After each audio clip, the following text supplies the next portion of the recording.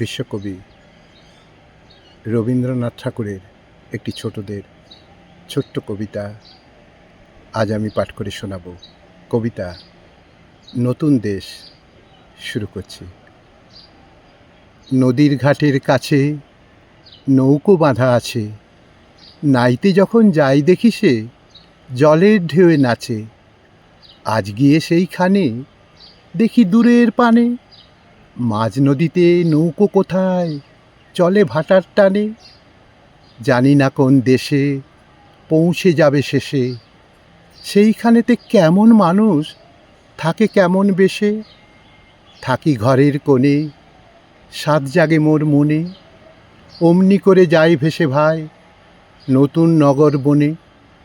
দূর সাগরের পারে জলের ধারে ধারে, নারিকেলের বনগুলি সব দাঁড়িয়ে সারে সারে।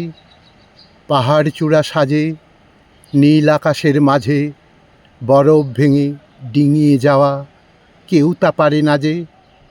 কোন সে বনের তলে নতুন ফুলে ফলে, নতুন নতুন পশু কত বেড়াই দলে দলে।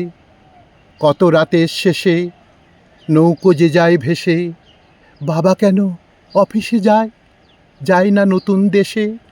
বাবা কেন অফিসে যায় না নতুন দেশে।